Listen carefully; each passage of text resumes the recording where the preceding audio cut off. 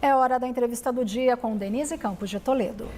Nós vamos tratar de vários temas que eu acho que dá até para resumir como um cenário político-criminal. Eu converso agora com Antônio Carlos de Freitas Júnior, que é mestre em Direito Constitucional pela USP. Então, Antônio Carlos, boa noite. Boa noite, uma alegria estar aqui, Denise. Muito obrigado pelo convite. Pois é, vamos tentar falar de vários temas. Nós tivemos ontem as prisões aí do ex-chefe da Polícia Civil, Rivaldo Barbosa, do Rio de Janeiro, que seria responsável pela organização e obstrução das investigações do assassinato da Marielle e do Anderson Gomes e dos irmãos Brazão como mandantes. Isso após a delação do Rony Lessa, não é? E as investigações andaram exatamente quando passaram para a Polícia Federal.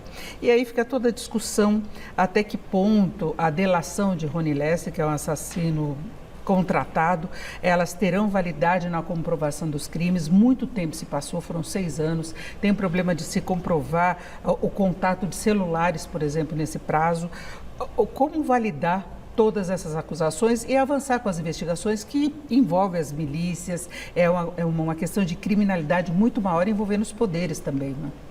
Com certeza. De fato, a colaboração somente ela, isolada, não serve de comprovação, de prova num processo penal.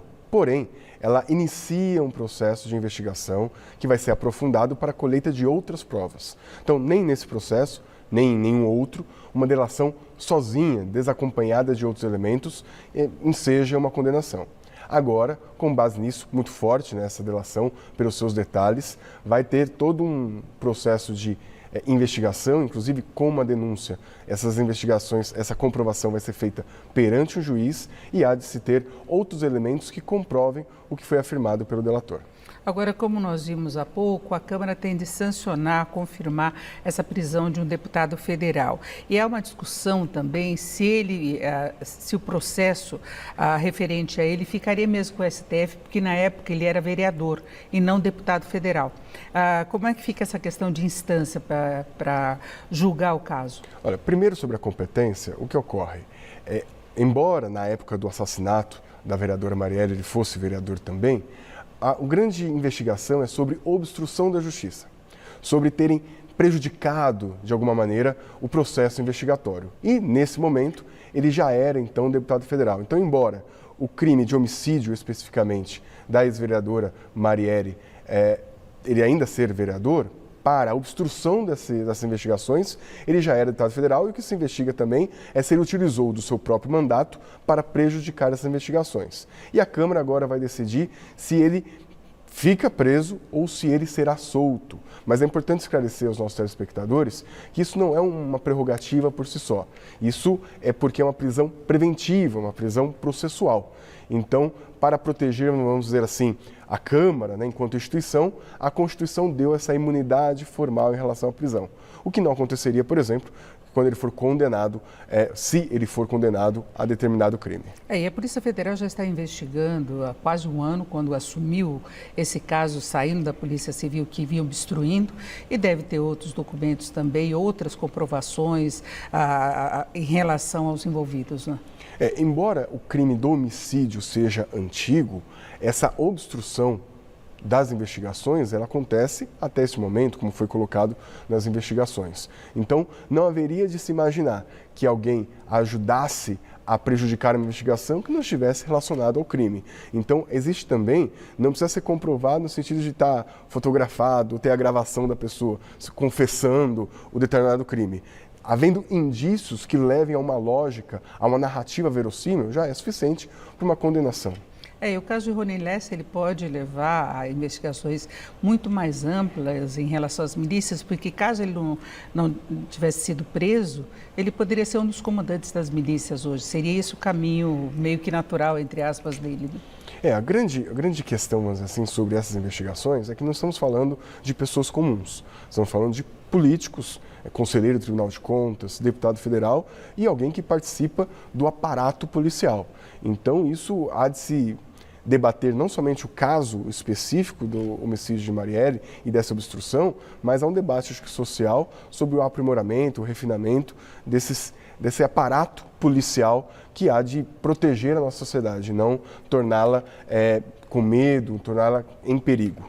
Bom, e nós estamos falando de delação, nós tivemos a delação de Mauro Cid, né, ex-comandante de ordens do ex-presidente Bolsonaro. Na semana passada vazaram áudios dele em que ele falava que a Polícia Federal já tinha uma narrativa, que tudo que ele falava eles confirmavam ou discutiam com ele, dando a entender que ele teria sido forçado a admitir determinadas coisas, a confirmar determinadas informações, tentando talvez repetir aquela narrativa da Lava Jato para a invalidação de vários processos. Como é que a Justiça pode lidar também com esse caso para comprovar a delação? Lembrando que nós temos outros depoimentos, tem vídeos, tem a delação, depoimento de Marco Antônio Freire Gomes, por exemplo, que era o ex-comandante do Exército, confirmando a questão do minuto do golpe, não é? Como nós falamos no caso da Marielle, a colaboração premiada, a delação por si só não há de provar nada. Então o que o Mauro Cid fez foi uma colaboração.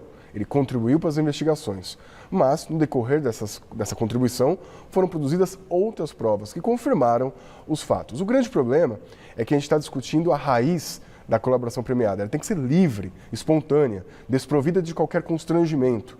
Então, no momento que há alguma dúvida sobre essa liberdade, sobre essa atuação de maneira realmente de contribuir para a investigação, inclusive afastando qualquer ilícito, qualquer comportamento ilícito, isso bota em xeque a delação, o que não necessariamente bota em xeque a investigação, que há de ter outros elementos de prova e os outros instrumentos de investigação, de aprofundamento sobre atos que são, assim, além do próprio comportamento de Mauro Cid. E nessa questão do envolvimento, nós tivemos hoje a divulgação do vídeo do ex-presidente Bolsonaro, que teria ficado 2 dias na Embaixada da Hungria, que é um governo que era amigo dele, tinha uma proximidade muito grande, inclusive a alegação para ele ter permanecido na Embaixada seria a discussão de questões políticas. Sendo que ele já não é mais presidente do Brasil. Isso foi divulgado pelo New York Times, então uma investigação que veio do exterior, houve essa divulgação das imagens, não é nenhuma questão de oposição falando a respeito disso. Como é que fica a situação hoje do ex-presidente em relação às investigações?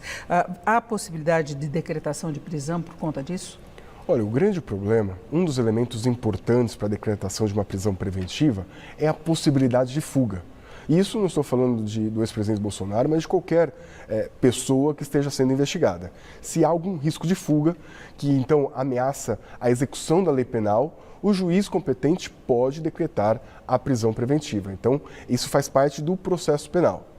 O que há de se discutir é se pernoitar numa embaixada pode parecer ou não que a pessoa esteja procurando uma rota de fuga, procurando na imunidade diplomática um meio de fugir do país, já que era desprovido então de passaporte. Acho questionável a questão de pernoitar, mas há de se trazer outros elementos para justificar isso. Que soa estranho, há de soar estranho esse tipo de afirmação. Mas o fato é que até em que momento que a Procuradoria-Geral da República vai pedir ou não uma decretação de prisão preventiva, quando ela entender que os elementos ou de fuga, ou de ameaça à ordem pública, ou de algum tipo de prejuízo à investigação, vamos dizer assim, tentar combinar com testemunha, combinar com outro acusado, tanto que o próprio ex-presidente Jair Bolsonaro está proibido de ter comunicação com outros investigados. Então, à medida que ele viola esses cuidados de todo o investigado, não é do investigado X, de tal governo, Y. Você vê nos crimes comuns, essa preocupação é a grande contribuição de todo advogado. Quando você chega com um cliente criminal, você fala, olha, você não fale com testemunha, olha, não faça nenhum movimento que pareça que você vá fugir. Então, o que a gente está falando não é uma coisa específica ou exclusiva do ex-presidente Jair Bolsonaro. É a grande contribuição que qualquer advogado dá ao seu cliente no momento que ele está sendo investigado por uma questão criminal. O que gera suspeita é que na embaixada ele poderia ter asilo. Exatamente isso. Criaria um fato político que ele não poderia deixar o país porque ele não tinha passaporte de qualquer forma. Mas se criaria um fato político muito sério, que é um problema, acho que inclusive a Justiça leva em conta, o STF, a qualquer punição ou possibilidade de prisão de um ex-presidente, assim como fez com Lula também, né? Exatamente. A gente pode lembrar que quando havia ameaça de prisão do presidente Lula, alguns conselheiros orientaram ele a ir para embaixadas de governos ligados à esquerda. Então, vamos assim, essa facilitação de ir para uma embaixada, que é um território protegido pela diplomacia, para buscar uma rota de fuga por meio de um asilo político, isso já aconteceu em filmes, isso é da literatura. Então, não é uma reinvenção da roda. Então, por isso, há de se mostrar alguns indícios preocupantes para quem não quer ver uma decretação de prisão do ex-presidente Jair Bolsonaro. Não é uma ação de ficção. Acontece de fato e já temos exemplos. A literatura, às vezes, é repetida pela realidade. É isso, ouvimos o Antônio Carlos de Freitas Júnior, que é mestre em Direito Constitucional pela USP. Agradeço muito a sua presença, uma boa noite. Ótima noite, um prazer estar aqui, muito obrigado. Com vocês.